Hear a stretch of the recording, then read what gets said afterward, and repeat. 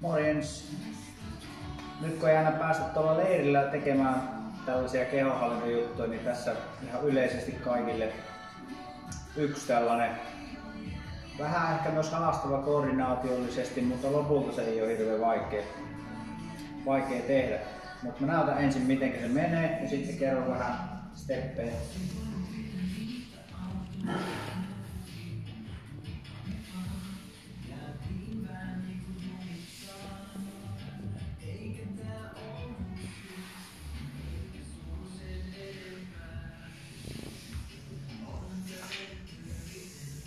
Eli tarvii hallita hyvin tuo keskivartalo, kun lähdetään tuota liikettä tekemään.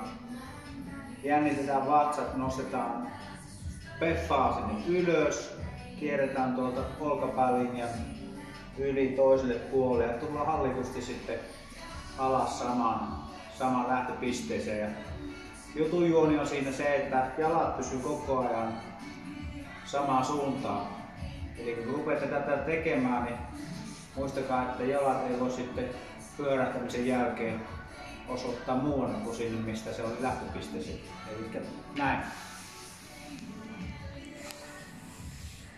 Nyt lähden täältä nostaa, käännän ensin päätä tuonne vasemmalle. Jännitän vatsat, pakarat. Menen tänne niskojen päälle.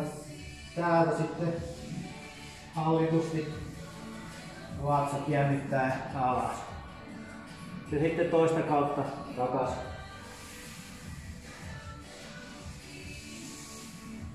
Ja näitä voi sitten toistaa niin monta kuin haluaa. Kätevä tehdä tämmöisellä luistavalla lattialla tai jos tatami on käytössä, niin sukat kannattaa ottaa pois, että ne jalat niin luistaa sen. Semmosia kehonhallintajuttuja teille. Moi!